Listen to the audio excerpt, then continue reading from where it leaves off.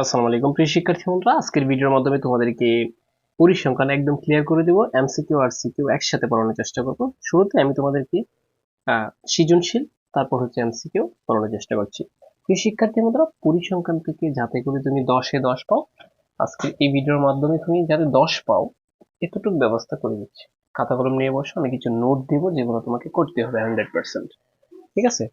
আচ্ছা, পরিসংখ্যানের কিছু টপিকস আছে, যেমন কোন স্টুডেন্ট যদি A+ পেতে চায় বা ভালো রেজাল্ট করতে চায়, তাহলে তার জন্য সর্বপ্রথম যে চ্যাপ্টারটা পড়তে হবে এটা হচ্ছে পরিসংখ্যান। ঠিক আছে? অনেকে প্রথম থেকে শুরু করে, আমি একটু উল্টাভাবে আসি যাতে করে এখান থেকে তুমি 10-এ 10 পাও। ঠিক আছে? আচ্ছা, যাই হোক, এখন তোমাকে আমি একটা ধারণা দিচ্ছি। যেমন পরিসংখ্যানে দুই ধরনের অঙ্ক থাকে। একটা হচ্ছে এই যে এলোমেলো সংখ্যা, এটাকে বলা হয় কি জানো, মানে টালির অঙ্ক। ঠিক আছে? একটা হচ্ছে এটা। আচ্ছা, আরেকটা হচ্ছে এই সারণী থেকে। সৃজনশীল কয়টা থেকে আমি প্র্যাকটিক্যালি একটু দেখাচ্ছি, আমি সবকিছু প্র্যাকটিক্যালি দেখাবো তোমাকে। ঠিক আছে? মানে একটা হচ্ছে সারণী থেকে, আর একটা হচ্ছে টালি থেকে, টালি অংশ থেকে। এরকম ভাবে থাকে কিন্তু। এখন তুমি কোনটা আনসার করবে, এই যে আমি তোমাকে দেখাই। যেমন এটা আসছে একটা বোর্ড কোশ্চেন, চট্টগ্রাম বোর্ড 2024 আসছে। এই যে আমি একটু দেখাচ্ছি, দেখো। এখানে 10 আর হচ্ছে এই যে পরিসংখ্যান পার্ট, 10, 10 নং আর হচ্ছে 11। এটা হচ্ছে টালি থেকে আসছে, আর এটা আসছে সারণী থেকে। এখন তুমি পরীক্ষার হলে কোনটা দিবা, আমি কোনটা তোমাকে শেখাবো? আমি শেখাবো হচ্ছে তোমাকে এই যে, এটা আমি তোমাকে শেখাবো না, শেখাবো হচ্ছে এটা, একটাই দিবা। ঠিক আছে? তার মানে এইটা, এই অঙ্ক করলে অনেক সময় দরকার তোমার, এবং ভুল হওয়ার সম্ভাবনা সবচেয়ে বেশি। আর এটা হচ্ছে কম সময়ের মধ্যে ভুল হওয়ার সম্ভাবনা নেই, যদি তুমি প্র্যাকটিস করো তাহলে পারবে। তাহলে আমরা পরিসংখ্যানে আনসার কোনটা করবো শুরুতে? এই যে, মানে যেটা হচ্ছে সারণী থেকে দেয়, এটা আশা করি বুঝতে পারছো। ঠিক আছে, এখন আমরা শুরু করে দিই। এই যে দেখো, প্রথমে আমি এক একটা সৃজনশীল এভাবে তোমাকে দেখাবো আমি। দেখো, এখানে শুরুতে আছে কোনটা? শুরুতেই এটা হচ্ছে, যেমন যে কোনো একটা গাইড নিলেই চলবে তোমাকে। আহ, এই যে 3 নং অঙ্কটা বলছে, কোন শ্রেণী কোন শ্রেণীতে বা কোন শ্রেণীর 60 জন শিক্ষার্থীর ওজনের গণসংখ্যা নির্দেশন সারণী। আচ্ছা, এটা হচ্ছে তালি দেওয়া আছে। এই যে এটা দেওয়া আছে, তাহলে তুমি যত নং থাকে যে লিখবা 17 নং প্রশ্নের উত্তর, মধ্যক নির্ণয় সূত্রটি লিখো। এটা শুধু মধ্যক নির্ণয়ের সূত্রটা লিখবা, তাহলেই শেষ। এই যে দেখো, আমরা জানি মধ্যক সমান এটা লিখবা l plus n by two minus F C into H by F M, এটা লিখবা। তারপর ব্যাখ্যা দিতে হবে, নিচে দিয়ে তুমি ব্যাখ্যা দিবা। এল তো হচ্ছে মধ্যক শ্রেণীর নিম্ন সীমা, এনতে কি মধ্যক শ্রেণীর নিম্ন সীমা।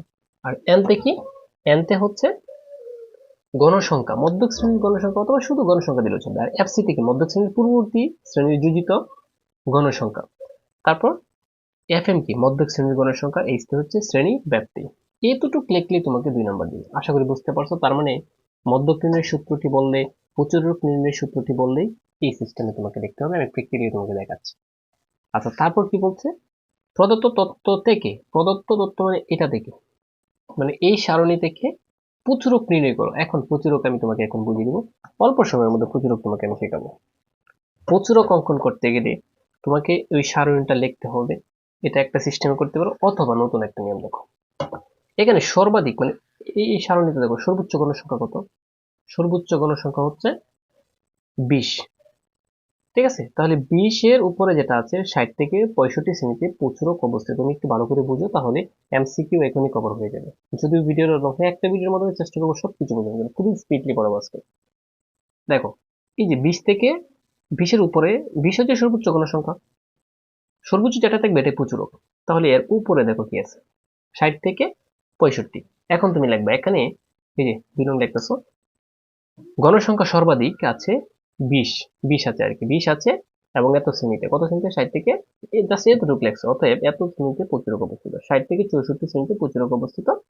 এখন এইটা তোমরা আগেই লিখো না, এটা তুমি এক সাইডে লিখতে পারো। এটা তুমি এদিকে লিখতে পারো এভাবে। ঠিক আছে? তুমি লিখবা প্রচুরক L plus F one by F one plus F two into H. L এর মান বসিয়ে দেবা। এখন এল এর মান কোনটা? এই যে এল এর মান, এল এর মান হচ্ছে এই যে এটা। ঠিক আছে? কারণ কি, এই দুইটা থেকে সর্বনিম্ন যেটা, এটাই হচ্ছে এল এর মান। এল এর মান বসিয়ে দিচ্ছে। এখন কি, এখন এখন হচ্ছে 20 থেকে, গণসংখ্যা সবচেয়ে বড় কত? সবচেয়ে বড় 20, 20 থেকে এর আগেরটা মাইনাস দিবা।